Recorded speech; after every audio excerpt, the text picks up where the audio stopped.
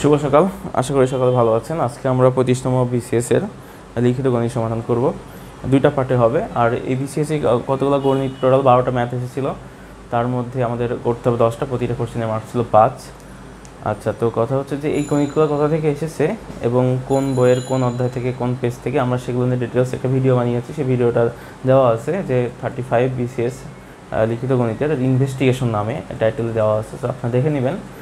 আসলে ম্যাথগুলো তো বাইরে থেকে আসে না, সব বোর্ড বই থেকে আসে এবং বোর্ড বই রিলেটেডই হয়। বাইরে থেকে কোশ্চেন দেওয়ার কোনো অপশন নাই। সো বইয়ের কোথা থেকে আসছে সেগুলো নিয়ে আমাদের ওই ভিডিওটা দেখলে আপনি বুঝতে পারবেন, কনফিডেন্স বাড়বে।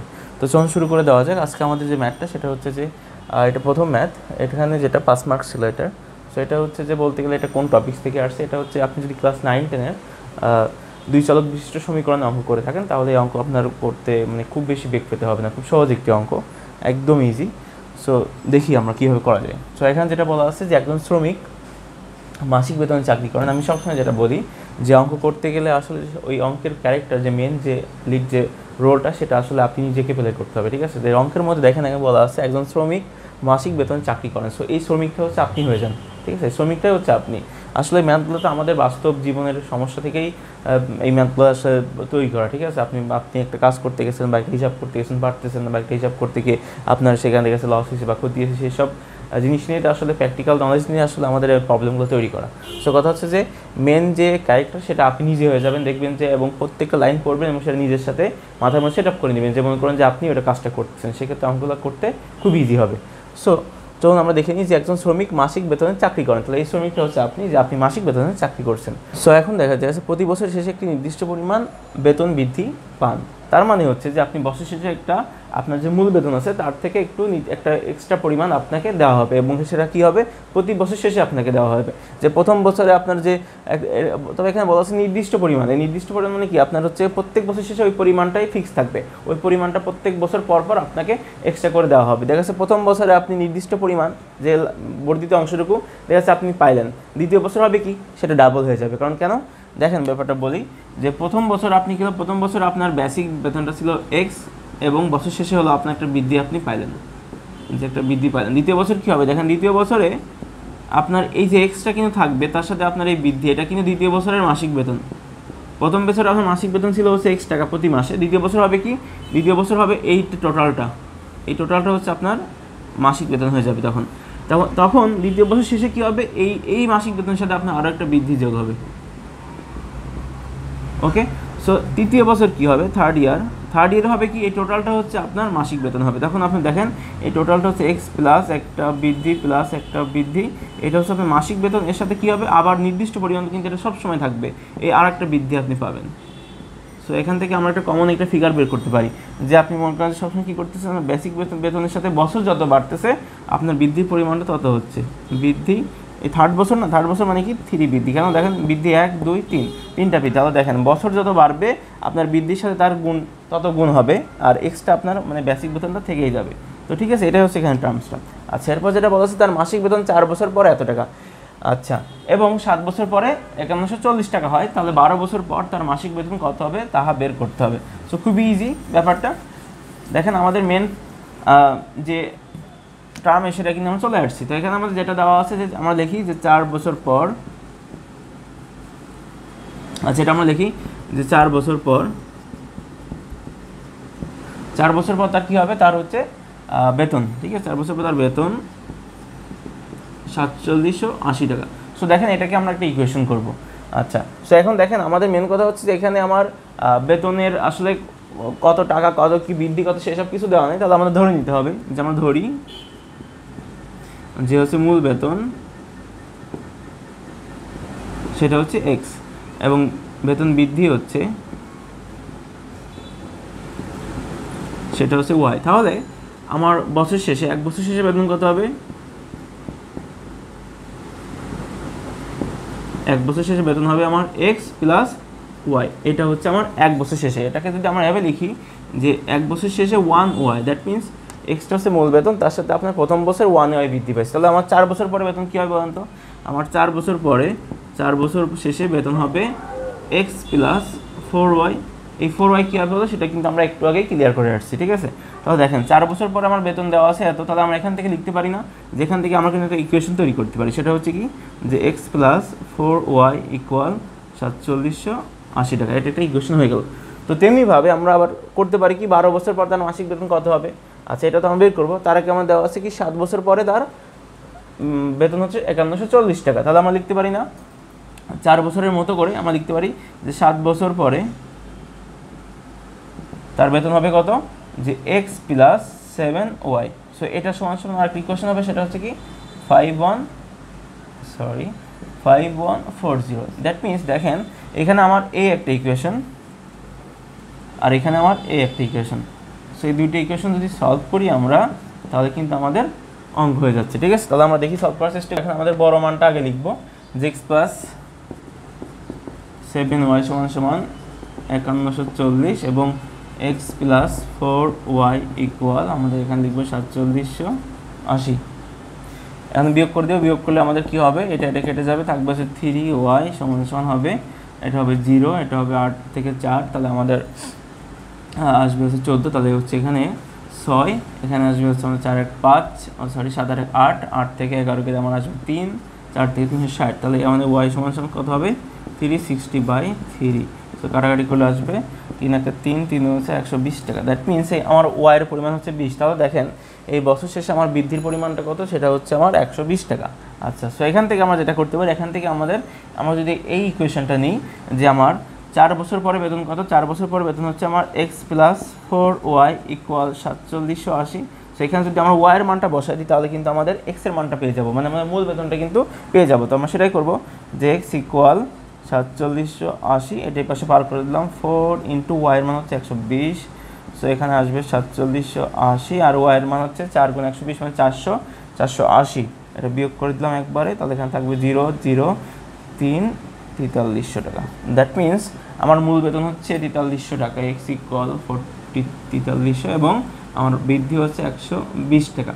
সো এখন আমার বলা আছে যে 12 বছর পর তার মাসিক বেতন কত হবে। তাহলে 12 বছর পরে মাসিক বেতন কী হবে, দেখেন যে 12 বছর পরে মাসিক বেতন হবে হচ্ছে আমার মূল বেতন এক্স থাকবে, তো মূল বেতন এক্স থাকবে, তার সাথে কী হবে 12y। সো এক্স এর মান হচ্ছে কত 4300 প্লাস 12 গুণ y এর মান হচ্ছে 120। ওকে, তাহলে আমরা লিখতে পারি 4300 প্লাস 12 12 মানে 144, তার সাথে একটা শূন্য যোগ হবে, তাহলে আমরা যোগ করলে পাই হচ্ছে 0 4 4 আর 3 হচ্ছে 7 5 7 440। দ্যাট মিনস 5740 টাকা হবে এটা আমার 12 বছর পরে মাসিক বেতন। আশা করি বুঝতে পেরেছেন। আচ্ছা, 2 নম্বর অঙ্কের মধ্যে যেটা বলা আছে এটা হচ্ছে আপনার বলা যেতে পারে এটা হচ্ছে ধারার অঙ্ক, ধারা রিলেটেড অঙ্ক, সমান্তর ধারা। সো এখানে যেটা বলা আছে সেটা হচ্ছে যে এক ব্যক্তি 22,000 টাকা, এক ব্যক্তি তো আসলে ব্যক্তি না, ওটা হচ্ছে আপনি, যে আপনি মনে করেন যে আপনি 22,000 টাকা একটি ফ্রিজ কিস্তিতে পরিশোধের মাধ্যমে কিনতে রাজি হয়েছেন, যে আপনার টাকা পয়সা নাই, আপনি একটা দোকানে গেছেন, যে বলতেছেন ভাই আপনার কিস্তিতে ফ্রিজ দেন কিনা, তা বলছেন হ্যাঁ ঠিক আছে দিই, তো ফ্রিজের দাম আসছে 22,000 টাকা, তো বলে ঠিক আছে আমি এই 22,000 টাকা আমি কিস্তিতে পরিশোধ করবো, ঠিক আছে ওকে। দাম বলছে প্রত্যেক কিস্তি আমার পূর্বের কিস্তি থেকে 500 টাকা। এখন দোকানদার বললো যে ভাই আপনি কিস্তি দিতে পারবেন, আপনার নিয়ম করে দিব। কী নিয়ম, সেটা হচ্ছে যে প্রতিবার কিস্তি দিবেন, যে আগে যেটা দিয়েছেন মানে প্রথম মাসে যেটা দিবেন তার পরের মাসে 500 করে বাড়ায় দিতে হবে, এভাবে করে সবসময় চলতে থাকবে। তাই 500 টাকা বেশি দিতে হবে, সেটাই বলা আছে। যদি প্রথম কিস্তি 1000 টাকা হয়, তবে কতগুলো কিস্তিতে তিনি ফ্রিজের দাম পরিশোধ করতে পারবেন এবং সর্বশেষ কিস্তির পরিমাণ। তাহলে এটা খুবই ইজি একটা অঙ্ক এবং খুবই লাইট একটা কনসেপ্ট। সেটা হচ্ছে দেখেন যে আমার প্রথম কিস্তির পরিমাণ দেওয়া আছে শুধু 1000 টাকা, ঠিক আছে। তাহলে আমার প্রথম কিস্তির পরিমাণ কত, সেটা হচ্ছে 1000। দ্বিতীয় কিস্তি কত হবে বলুন তো, কারণ আমাদের প্রথম কিস্তির থেকে দ্বিতীয় কিস্তি কী হবে 500 করে বাড়ায় দিতে হবে, যে বলা আছে যে প্রত্যেক কিস্তি পূর্বের কিস্তি থেকে 500 টাকা বেশি হবে। তাহলে আমার দ্বিতীয়টা হবে হচ্ছে 1500 টাকা, তৃতীয়টা হবে কত, তৃতীয়টা হবে হচ্ছে 2000 টাকা। কেন, 1500-এর সাথে আরও 500 যোগ। সো এমনি করে আপনার হচ্ছে গিয়ে চতুর্থটা হবে হচ্ছে 2500 টাকা। এরকম করে আপনার চলতে থাকবে। এরকম করে আপনি ইচ্ছা করলে কিন্তু যোগ করতে করতে একসময় কিন্তু 22,000 টাকা কিন্তু পাবেন। কিন্তু কথা হচ্ছে ভাই আমার এতক্ষণই যোগ করার কি আমার সময় আমার আছে। তো এটাকে দেখেন আমরা একটু খেয়াল করি যে এটা একটা দেখেন ধারার মতো হয়েছে, যে 1000 1500 প্রত্যেক ক্ষেত্রে কিন্তু আমার ব্যবধান 500 500 করে আছে। তাহলে এটা কী হবে, যে প্রতি ক্ষেত্রে পূর্বেরটা থেকে আগেরটা বিয়োগ করলে যদি প্রত্যেক ক্ষেত্রে আমরা সেম পরিমাণ পার্থক্য পাই বা বিয়োগফল পাই, সেটাকে বলা হয় সামান্তর ধারা। তাহলে আমরা সামান্তর ধারা দিয়ে করতে পারি যে দেখেন এরকম করে যেতে যেতে আমার কী হবে, আমার আরও কিছু পদ আসবে, সেই সবগুলো পদ যোগ করলে আমি কী পাবো, এই 22,000 টাকা পাবো। তো এটাকে বলা হয় সামান্তর ধারার কি যে প্রথম n সংখ্যক পদের সমষ্টি, তাহলে প্রথম n সংখ্যক পদের সমষ্টি সেই যদি আমরা ইউজ করি তাহলে সেটা কি করতে পারি, লিখতে পারি হচ্ছে প্রথম n তম পদের সমষ্টির সূত্র হচ্ছে s by n equal n/2 into 2a plus n minus 1 into d. এটা সো দেখেন এই যে ধারাটা হলে ধারাটা প্রথম পদ হচ্ছে a ইকুয়াল কত 1000, তারপর হচ্ছে সাধারণত ডি ইকুয়াল কত, ডি ইকুয়াল হচ্ছে 1500 মাইনাস 1000 ইকুয়াল হচ্ছে 500। এখন কথা হচ্ছে যে আমরা এখানে সমষ্টির সূত্র ইউজ করব, ঠিক আছে। সমষ্টির সূত্র ইউজ করলে আমরা কি পাবো দেখেন, n এর মানটা পেয়ে যাব। n আমাদের বের করতে হবে কি n এর মান। এই n এর মানটা পেয়ে গেলে দ্যাট মিনস এখানে 1000, 1500, 2000, 2500 এরকম করে করে কতগুলা যোগ করলে আমার টোটাল 22000 হবে, সেটা কিন্তু আমরা এই সূত্রের মাধ্যমে বের করতে পারবো। এই যে n এর মানটা, যে কতগুলা পদ এখানে আছে, কতগুলা পদের যোগফল হচ্ছে 22000। আমরা জানি কয়েকটা পদের সমান্তর ধারার ক্ষেত্রে কয়েকটি পদের যোগফলের সূত্র হচ্ছে এটা, Sn equal n/2 into 2a plus n minus 1 into D. তাহলে আমাদের টোটাল যোগফলের মান দেওয়া আছে 22000, আর সেই Sn এর জায়গায় আমরা 22000 ইউজ করবো। দেখেন Sn এর জায়গায় আমরা কী করবো, 22000 ইউজ করবো। আচ্ছা, এখানে n এর মান আমরা জানি না, n এর মানটা বের করবো যে কতগুলো পদ, n/2 ইন্টু 2a বলতে কত, a বলতে হচ্ছে আমার 1000 প্লাস n বলতে n এর মান আমরা জানি না, n মাইনাস 1 ইন্টু ডি এর মান হচ্ছে 500। সেখান থেকে আমরা লিখতে পারি 22000 ইকুয়াল n/2 ইন্টু এখানে পাচ্ছি হচ্ছে 2000 প্লাস 500 n মাইনাস 500 এইটা। এখন কি করবো, এখন আমরা সব গুণ করে দিব। এই পাশে আমরা 2 দিয়ে এটাকে গুণ করলে কত পাচ্ছি আমরা, 2200 দোকানে 4400, 22000 গুণ 2 44000 ইকুয়াল এখানে পাচ্ছি হচ্ছে আমরা 2000, এখানে আছে 500 বিয়োগ করলে হবে 1500, n into 1500 plus 500 n। So এখন nটা গুণ করে দিবেন, গুণ করলে এটাকে এই পাশে নিয়ে চলে আসলাম, হবে হচ্ছে আমাদের 500 n স্কোয়ার প্লাস 1500 n, আর এটা চলে যাবে ওই পাশে, এটাকে এই পাশে নিয়ে আসলাম 44000 ইকুয়াল 0। সে আশা করি এটা বুঝতে পারছেন। এখন যেটা করব আমরা সবগুলোকে অ্যাট ফার্স্ট আমরা 100 দিয়ে ভাগ করে ফেলবো, ঠিক আছে। 100 দিয়ে ভাগ করলে দেখেন কি হবে, এখানে দুইটা শূন্য কেটেছে, শুধু 5n স্কোয়ার থাকবে প্লাস এখানে থাকবে হচ্ছে 115 n মাইনাস এখানে থাকবে হচ্ছে 440। মানে আমরা একটা ছোটো একটা স্টেপ মানে একটু ছোটো করলাম। এখন দেখেন আবার কিন্তু ভাগ যায়, 5 দিয়ে ভাগ যায়। সো এখন এটাকে আমরা আবার ভাগ করব, 5 দিয়ে ভাগ করলে হবে n square plus 3n minus 5 দিয়ে এটাকে ভাগ করলে হচ্ছে 5 8 48 88 হবে। সো ইচ্ছা করলে আমি একবারেই করতে পারতাম, বাট আমি একটু ছোটো ছোটো করে করলাম আপনাদের সুবিধার জন্য, বোঝার সুবিধার জন্য, ঠিক আছে। তাহলে আমাদের n square plus 3n equal minus 88 equal 0। এখন আমাদের এটা মিল টার্ম করতে হবে। সো মিল টার্ম কী হবে, এটাকে আমরা এখানে নিয়ে চলে আসি, এখানে মিল টার্ম হবে n স্কোয়ার, আমাদের লাস্টে পদ হচ্ছে 88, তাহলে আমরা হচ্ছে 8 11 কত হয়, 8 11 88 এবং 11 থেকে 8 বিয়োগ করলে 3 হয়। লিখতে পারি 11n minus 8n minus 88 equal 0। সেখান থেকে আমরা n এর মান পাবো n into n plus 11 minus 8 common দিলে n minus plus 11 equal 0। So এখান থেকে পাচ্ছি আমরা n প্লাস 11 এবং n মাইনাস 8। তাহলে এখানে আমাদের n এর মান হবে দুইটা, একটা হচ্ছে n এর মান হবে মাইনাস 11 এবং n এর মান আরেকটা হবে হচ্ছে 8। বাট এটা হচ্ছে গ্রহণযোগ্য নয়, কেন, কারণ হচ্ছে কি n এর মানটা এই পদ কখনো ঋণাত্মক হতে পারে না। তাহলে এখানে আমাদের n এর মান পাচ্ছি কত 8। তাহলে দেখেন এই যে আমাদের বলছে যদি প্রথম কিস্তি 1000 টাকা হয় তবে কতগুলো কিস্তিতে তিনি ফ্রিজের দাম পরিশোধ করবেন। তাহলে আমরা বলতে পারি যে এরকম করে যদি আমরা 8 বার যাই, এখানে 2500, এখানে প্লাস 3000 প্লাস 3500, এরকম করে করে যদি আমরা 8 বার যাই তাহলে এখানে 4000 প্লাস 45 কয়বার হয়েছে, 1 2 3 4 5 6 7 8। এই যে এই দেখেন এরকম করে যদি আমরা 8 বার যাই, এখন এগুলো সব যোগ করে দেন, এর মান পাবেন হচ্ছে কত 22000, এই 22000 টাকা আপনি পেয়ে যাবেন। তাহলে আমরা বলতে পারি যে আমাদের এরকম টোটাল 8টি কিস্তি আমাদের লাগবে। এখন যেটা বলা আছে যে ফ্রিজের দাম পরিশোধ করতে পারবেন এবং সর্বশেষ কিস্তি, দ্যাট মিনস এই 8 নাম্বার কিস্তিতে তার কত টাকা দিতে হবে। তো সেটা তো আমরা আসলে এইভাবে বের করেই ফেললাম, এটা যেহেতু ছোটো বলে আমরা বের করে ফেললাম। যদি এরকম হতো যে 15টা কিস্তি তখন কি করতেন, তো সেই কারণে এটা আমরা সূত্রের সাহায্যে করবো। আমরা জানি কি যে আমরা জানি সামান্তর ধারার ক্ষেত্রে যে n-তম পদের মান হচ্ছে a plus n minus 1 into D. তাহলে আমাদের n-তম পদ মানেই হচ্ছে এখানে আমাদের 8তম পদ, তাহলে আমাদের 8তম পদের সূত্র কি হবে, 8তম পদের সূত্র হবে a plus n minus 1 into D. So এই এন এর জায়গায় আমরা 8 বসাই দিব, তাহলে আমাদের এ বলতে কত, এ হচ্ছে আমাদের 1000 প্লাস এন বলতে 8 - 1 7 ইন্টু ডি হচ্ছে 500, লিখতে পারি আমরা 1000 যোগ 5 7টা 3500, সেখানে পাচ্ছি 3500 প্লাস 1000 ইকুয়াল 4500। যদি মিলছে এটার সাথে, তো দেখেন সো এটাই হবে আমাদের অ্যান্সার, এইভাবে এটা করতে হবে। আচ্ছা 3 নম্বর অঙ্ক যেটা বলা আছে, আচ্ছা এই অঙ্কটা আসছে হচ্ছে আপনার উচ্চতর গণিতের সরল সহ সমীকরণের অধ্যায় থেকে। এটা হচ্ছে 5 পয়েন্টের অধ্যায় 5 চ্যাপ্টার 5 এর একদম হুবহু উদাহরণ থেকে হুবহু কপি করে দেওয়া। তো ঠিক আছে দেখি আমরা।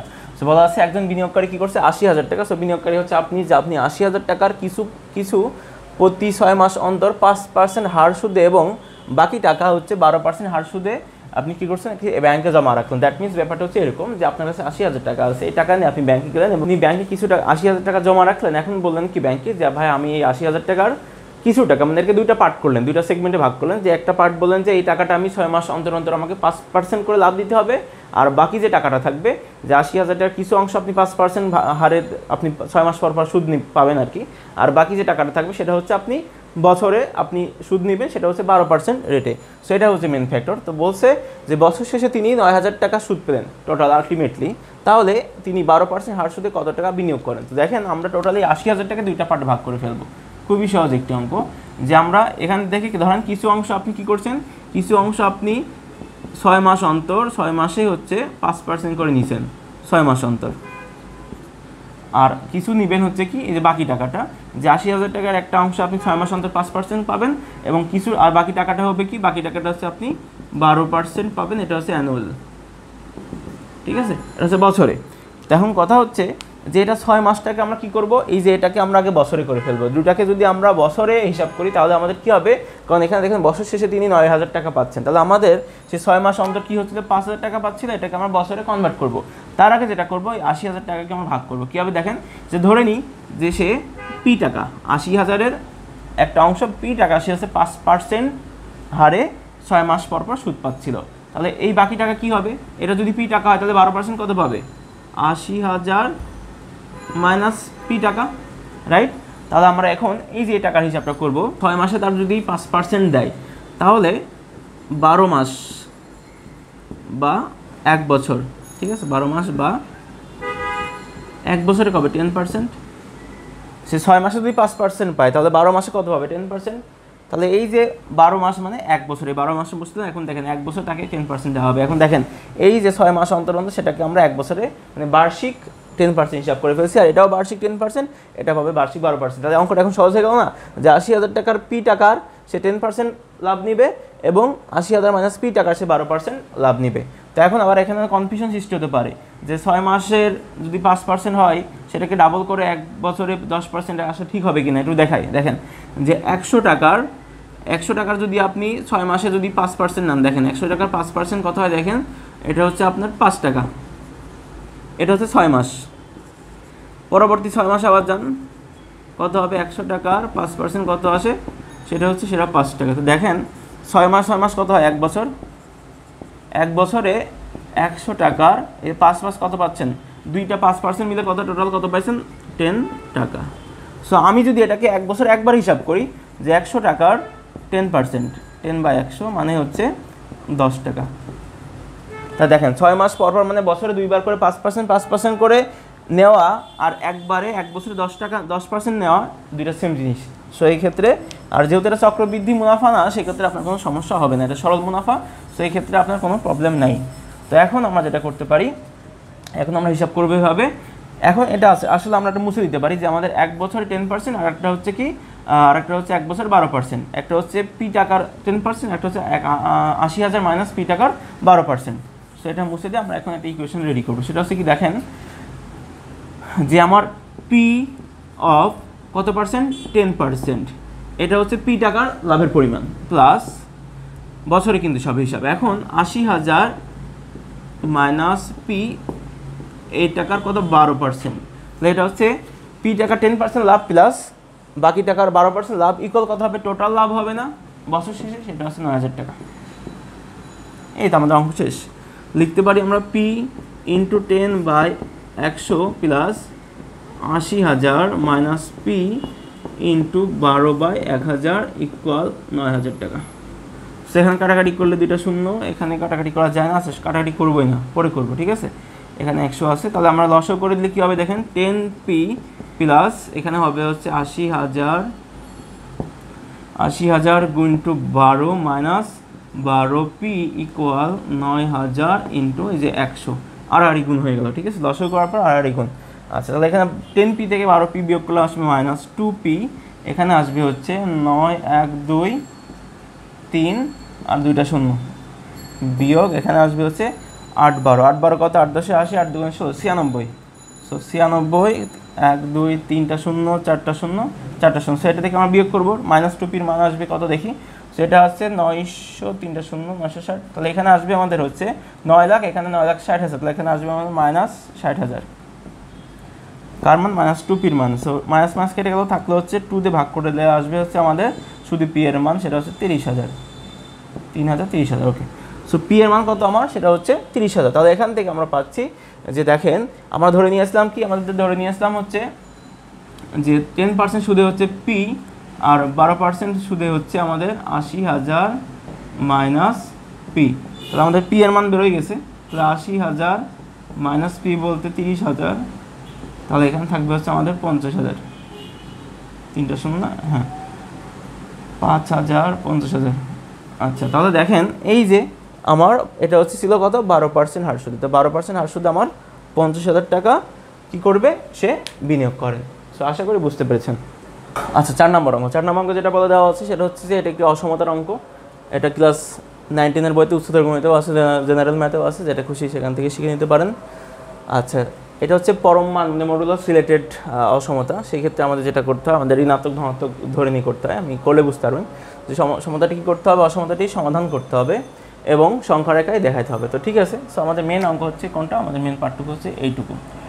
সো এখানে কি আছে, 3/2x - 1 > 4। সো অঙ্কটা একটু বোঝার চেষ্টা করেন, প্র্যাকটিক্যালি বুঝেন। সেটা হচ্ছে যে এখানে আমাদের 4-এর এই যে এখানে এই টোটালটার মান কি হবে, টোটালটার মান হবে যে আমার 4-এর সমান equal or greater than, that means equal or বড়, সমান হবে অথবা বড় হবে। তো কথা হচ্ছে যে ঠিক আছে আমরা মানলাম এটা বড় হবে, ভালো কথা। এখন কথা হচ্ছে যে এখানে আমাদের এক্স এর রাশি আছে, এক্স এর কি আছে, এক্স এর রাশি আছে। তো যেটা করতে হবে, এক্সের 2x - 1 এই রাশিটা কি হয়েছে, মডুলাস দিয়ে এটাকে আবদ্ধ করা আছে। সো মডুলাস থাকলে আমরা যেটা করতে হয়, সেটা হচ্ছে এই মডুলাসকে আমাদের, মডুলাস মানে কি, মডুলাস মানে একবার হচ্ছে পজিটিভ ভ্যালু হতে পারে, একবার হচ্ছে নেগেটিভ ভ্যালু হতে পারে। যেমন আমি যদি লিখি যে +-5, এটাকে আমি একবারে 5 লিখতে পারি, মডুলাস অফ 5, এটা দ্বারা বোঝাচ্ছে সে +5ও হতে পারে, আবার সে কী হতে পারে, সে -5ও হতে পারে। ব্যাপারটা হচ্ছে এরকম। তাহলে আমরা এটাকে একবার লিখব, যদি 2x - 1 অঋণাত্মক হয়,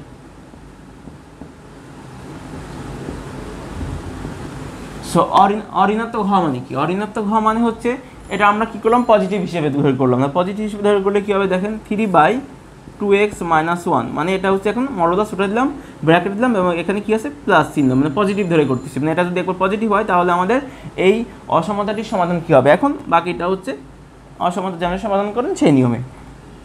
এরকম 4 আছে, আমরা করতে পারি কি, আমরা জানি যে এখানে আমাদের কী করতে হবে, অসমতা সমাধান করা মানে কি, অসমতা সমাধান করা মানে হচ্ছে এক্স এর মানটা বের করা। তো আমাদের কী আছে, এখানে দেখতেছি 3 আছে, আমরা করতে পারি এটা উল্টা দিতে পারি, যে আমাদের 2x - 1 নিচে 3, এখানে আমরা উল্টা দিতে পারি। তাহলে এটা কী হবে, এই 4 এটা উল্টে যাবে, 1/4 হবে।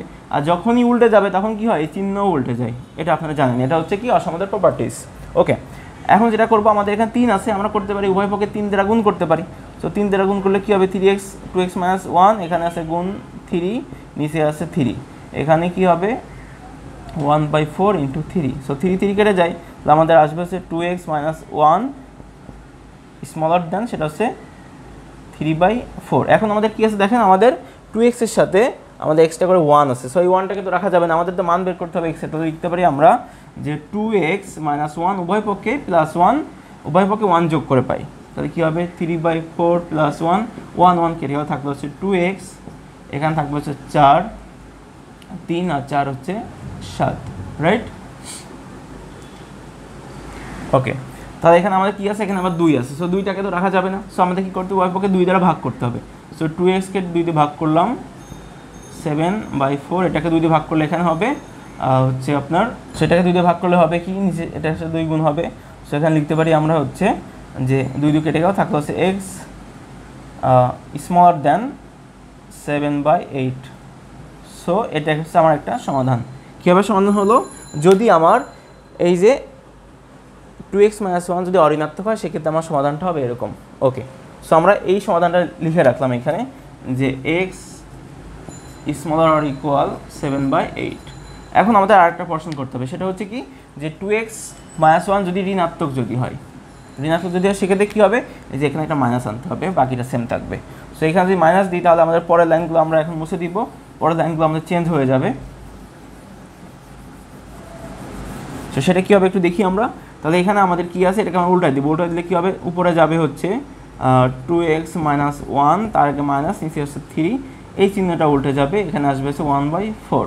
আমাদের 3 উঠে দিতে হবে উভয় পক্ষতে, তাহলে কী করতে পারি, আমরা 3 দ্বারা উপরে গুণ করতে পারি। সো আমি একবারই লিখলাম 2x - 1, এই চিহ্ন উল্টে যাবে হবে কি 3/4। সো কথা হচ্ছে এখানে আমার মাইনাস আছে, তাহলে কী করতে পারি, আমরা উভয় পক্ষে -1 দ্বারা গুণ করতে পারি। তো -1 দ্বারা যদি গুণ করা হয় তাহলে চিহ্ন আবার উল্টে যায়, সেক্ষেত্রে হবে কি 2x - 1 চিহ্ন এই যে উল্টে গেছে -3/4। এটা হচ্ছে অসমতার প্রপার্টিস। তাহলে এখান থেকে আমাদের এখন কী করতে হবে, আমাদের করতে হবে হচ্ছে এই যে এখানে 2x - 1, আমাদের 1টাকে আমাদের ছাঁটাই করতে হবে। ছাঁটাই করার নিয়ম কি, উভয় পক্ষে 1 যোগ করে দিব। তাহলে এখানে কী হবে, -3/4 + 1 কেটে যাবে, তারপর হচ্ছে 2x, এটা হবে। সো এখানে পাচ্ছি আমরা 4 -3 + 4, সো এখানে 2x পাচ্ছি আমরা কত, 1/4, বা x সমান কত পাচ্ছি আমরা, 2 দিয়ে ভাগ করে দেবো, 2 দিয়ে ভাগ করলে হবে কি 1/8। সো এখানে এই একটা প্রপার্টিস। দ্যাট মিনস যে আমাদের অঋণাত্মক হলে বা ধনাত্মক হলে হবে আমাদের এইটা, আর অঋণাত্মক হলে আমাদের হবে হচ্ছে এইটা। তাহলে আমাদের এখান থেকে দুইটাকে কম্বিনেশন করে আমরা কি একটা সমাধান সেট লিখতে পারি না, একটা সমাধান সেট কিন্তু আমরা লিখতেই পারি। সো এখন সেটা লিখব যে নির্ণেয় সমাধান set S equal x belongs to R, যে এক্সটা হচ্ছে কি দেখেন বাস্তব সংখ্যা, সাচ দ্যাট এখানে রাখবো হচ্ছে x। এখন দেখেন x এর চাইতে ছোট হবে একটা, x এর চাইতে বড় হবে একটা। এখন দেখেন x এর চাইতে ছোট কোনটা, x এর ছোট হচ্ছে, x ছোট কখন, x হচ্ছে এই যে x এর থেকে বড় হচ্ছে 7/8, এটা হচ্ছে বড়। তাহলে এই যে x এর থেকে বড় হচ্ছে 7/8, আর ছোট কোনটা, এই যে x ছোট হচ্ছে 1/8, এর 1/8। এই হয়ে গেল আমাদের সমাধান সেট। সো এগুলো আমরা মুছে দিই। সো এখন আমরা সমাধান করব, সংখ্যা রেখা দেখাবো যে নির্ণয়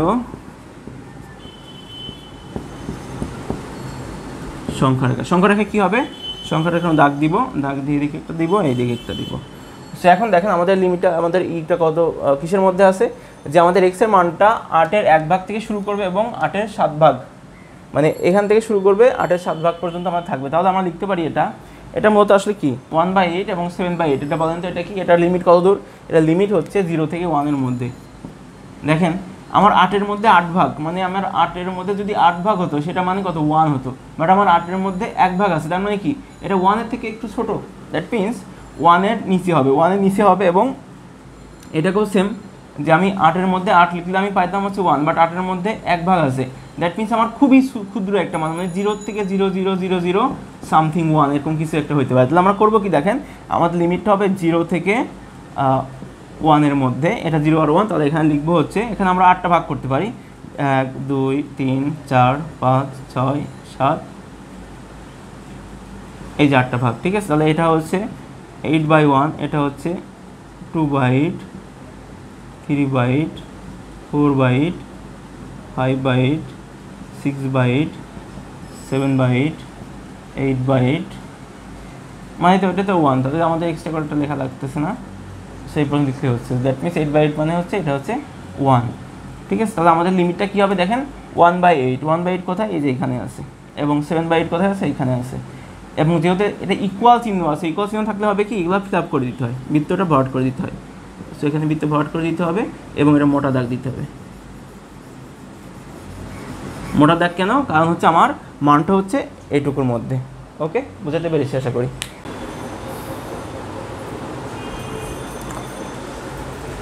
সো 5 নম্বর অঙ্ক যেটা দুইটা অঙ্ক দেওয়া আছে আমাদের এখানে, একটা হচ্ছে ক নাম্বার, দুইটা উৎপাদক বীজগাণিতিক রাশি রিলেটেড, উৎপাদক রিলেটেড। সো আমাদের যেটা করতে হবে সেটা হচ্ছে প্রথমে বলা আছে ওয়াইয়ের একটা মান দেওয়া আছে, ওয়াই ইকুয়াল √2 + √3 হলে আমাদের এই মানটা বের করতে হবে। সো এরকম টাইপের অঙ্ক আমরা সবসময়ই করি, খুব ইজি অঙ্ক 3.1-এর। সো খুবই সহজ একটা অঙ্ক। আমরা যেটা করতে পারি সেটা হচ্ছে যে আমাদের এই ধরনের অঙ্ককে দেখেন, এটাকে আমরা a² + b² মানে a² + b² সূত্র ভাঙাইতে পারি, a + b² - 2ab। সো এখানে আমাদের এটা ভাঙানোর জন্য আমার কী লাগবে দেখেন, y + 1/y লাগবে, এটার মান লাগবে। তারপর আমরা এটা a³ - b³ সূত্র ভাঙাই, যে মানটা আসবে সেটার সাথে দুটা গুণ করে দিলে আমাদের অঙ্ক হয়ে যাবে। সো এটার জন্য আমাদের কী লাগবে, a - b = -3ab × a - b। So এখানে তোমাকে 1 - 1/y লাগবে, এটার মান লাগবে। তো এটার মানটা আমরা কোথা থেকে বের করে নিবে, দুইটার মান এই যে y থেকে। আমাদের দেওয়া আছে y = √2 + √3। সো আমরা কি জানি 1/y = √2 + √3 লেখা যায় 1। যেটা করব, উভয় পক্ষে উপর নিচে আমরা √2 + √3 এর অনুবন্ধী রাশি দ্বারা গুণ করে দিব। That means √2 - 3। অনুবন্ধী রাশি মানে এখানে যেটা থাকবে, যে চিহ্ন থাকবে সেম জিনিস লিখবেন, তার বিপরীত সাইন দ্বারা উপর নিচে গুণ করে দিব। সো আলটিমেটলি এটা কেটে গেলে কিন্তু আমার এটাই থাকে। So no change. সো এখানে হবে কি, এখানে a + b × a - b মানে a² - b² সূত্র। তো a² বলতে √2 উপর স্কোয়ার করলে 2 হবে, আর 2 এবং এখানে আসবে 3। তাহলে এখানে আমরা লিখতে পারি হচ্ছে আমরা √2 - √3 এটা। তাহলে এখানে লেখা যাচ্ছে কত, যে √2 - √3, এখানে আছে -1। সো এটাকে আমরা এভাবে লিখতে পারি না, উপরে আমরা লিখতে পারি √3 - √2 -1 কমন নিলাম, নিচে আছে -1 কেটে যায়, তাহলে থাকবে হচ্ছে আমাদের √3 - √2। এটা কার মান, এটা হচ্ছে এইটার মান, সরি 1/y এর মান। 1/y = √3 - √2 এটা। সো এটাকে আমার কোনো প্রয়োজন নাই, আর আমরা মুছে দিই। সো এখান থেকে আমার y + 1/y যোগ করলে কি হবে, √2 + √3 + √3 - √2। সো √2 কেটে যাবে, থাকবে হচ্ছে 2√3। সো এটার মান হচ্ছে আমাদের 2√3। আর যদি বিয়োগ করে দিই তাহলে কি হবে, বিয়োগ করলে হবে এখানে এটা কাটবে না, এখানে হয়ে যাবে বিয়োগ, এখানে হয়ে যাবে প্লাস, চিহ্ন চেঞ্জ। তাহলে এখানে আমাদের কাটবে হচ্ছে √3 কাটলে আমাদের হবে কত, আমাদের হবে হচ্ছে 2√2 কাটলে, সরি এখানে আমাদের কাটবে হচ্ছে √3 আর √3, রাইট। √3 কাটলে আমাদের অ্যান্সার হবে 2√2। সেটা হবে আমাদের কত, 2√2। সো এখন যেটা করব, আমরা y² + 1/y² মান বের করব। y + 1/y² - 2y × 1/y, 2ab সূত্র। সো এখানে এটার মান বসাবো আমরা 2√3² - 2। এখানে হবে কত, 2 × 2 = 4, 4 × 3 - 2, 3 × 4 = 12 - 2 ইকুয়াল হচ্ছে আমাদের 10। সো এটার মান হচ্ছে আমাদের কত, এটার মান হচ্ছে 10 গুণ, এখন এটার মান বের করব, যে y³ - 1/y³, এটা কী হবে দেখো। সো এটা কী হবে, 1y - 1/y³ +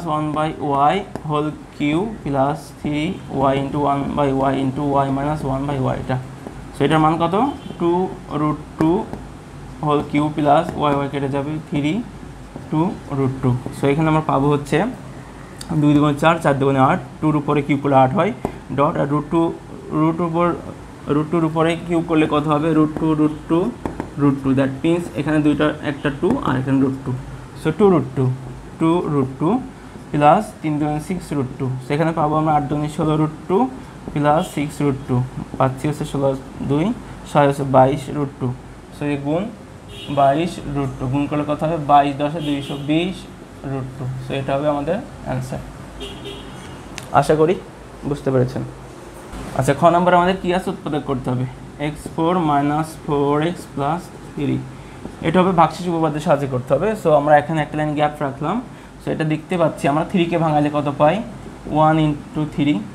সো এখানে আমরা যদি 1 বসাই, দেখেন আমরা যদি এখানে 1 বসাই, 1 - 4, x এর মান যদি 1 বসাই তাহলে এখানে পাচ্ছি 1, এখানে 4কে 4 + 3 মানে হচ্ছে 0। সো দ্যাট মিনস x এর মান 1 এর কারণে এই রাশিটা সিদ্ধ হচ্ছে, 0 হয়ে যাচ্ছে। তাহলে আমাদের বলতে পারি যে x = 1, তাহলে x - 1 = 0। সো এটা একটা উৎপাদক, এটা একটা হচ্ছে এই রাশির একটি উৎপাদক। তাহলে আমরা কী করব, সর্বোচ্চ পাওয়ার আছে কয়টা, 4, তাহলে আমাদের x - 1 নিব 4টা।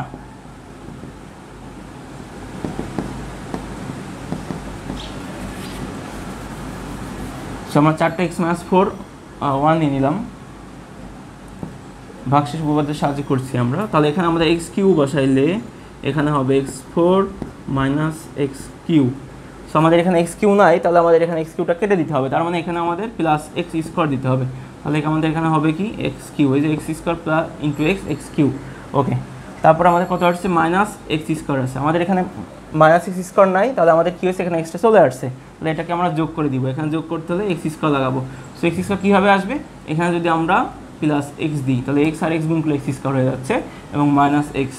সো এখানে আমাদের মাইনাস 4x আছে, বাট এখানে পেয়েছি আমরা শুধু মাইনাস এক্স, তাহলে আমাদের এখনও আরও মাইনাস 3টা এক্স লাগবে। সো এখানে মাইনাস 3 দিলাম, সো মাইনাস 3x, 3 একে 3 প্লাস করলে 3, সো বাকিটা আমাদের মিলে গেছে। এখন যেটা করবো আমরা কমন নিয়ে নিব, আমাদের সবগুলোর মধ্যে x মাইনাস 1 কমন যায়, x মাইনাস 1 কমন নিলাম, এখানে থাকবে হচ্ছে আমাদের x cube plus x square plus x minus 3 equal 0। So দেখা যাচ্ছে এখানেও আবার ভাগশেষ উপপাদ্যের সাহায্যে এটা করতে হবে, এটাও কিন্তু উৎপাদক করা সম্ভব। তাহলে আমরা লিখবো হচ্ছে এক্স মাইনাস 1, অনেকে কিন্তু এভাবে রেখে চলে আসবে, সো তারা কিন্তু ফুল মার্কস পাবেন না, ঠিক আছে। পুরোটা উৎপাদক মানে পুরোটা ভাঙতে হবে যতক্ষণ ভাঙা যায়। ওকে, সেটা যদি আমরা ভাঙি তাহলে আপনি যদি এক্সের মান যদি 1 বসান তাহলে এটা কিন্তু 0 হয়ে যাবে। তাহলে আমাদের বলতে পারি এক্সের মান 1 মানে এক্স মাইনাস 1 ইকুয়াল 0। তাহলে এখানে আমাদের আরেকটা লাইনে দেখি আমরা করব, এখানে যে আমাদের কী হবে, সেকেন্ড ব্র্যাকেট দিলাম, যে আমাদের কিউ আছে, দ্যাট মিনস আমাদের এক্স মাইনাস 1 3টা লিখবো। ওকে, তাহলে এখানে আমাদের এক্স স্কোয়ার লিখলে এখানে আসবে আমাদের x cube minus x square, এখানে আসছে আমাদের প্লাস এক্স স্কোয়ার, বাট চলে আসছে মাইনাস এক্স স্কোয়ার। তাহলে আমাদের কী করতে হবে, এখানে আমাদের প্লাস 2x স্কোয়ার দিলে পরে আমাদের এটা ঠিক থাকবে। তাহলে এখানে আমরা কী দিব, এখানে প্লাস দিয়ে 2x দিব, এবং প্লাস 2x দিয়ে 2x স্কোয়ার হচ্ছে, এবং প্লাস মাইনাসে মাইনাস 2x এর মাইনাসের 1 এর সাথে গুণ করলে হবে মাইনাস 2x, আমাদের এখানে আছে প্লাস এক্স হয়ে গেছে মাইনাস 2x, তাহলে এখানে আমাদের দিতে হবে কত, অবশ্যই প্লাস 3x। প্লাস 3x এর কারণে আমাদের এখানে প্লাস 3 দিতে হবে, 3 গুণ এক্স 3x, এবং 3 একে 3 মাইনাস 3, সো এটা হবে। ওকে, সো এখানে আমরা কী পাবো, এক্স মাইনাস 1, এখানে পাবো হচ্ছে x square plus twice x plus 3 এটা, এবং আমাদের এখানে এক্স মাইনাস 1 আমরা কমন পাচ্ছি। সো এক্স মাইনাস 1 এই দুটাকে আমরা একসাথে করে লিখতে পারি এখানে স্কোয়ার, সো এটাকে আর ভাঙা যায় না, সো এটা হবে অ্যান্সার।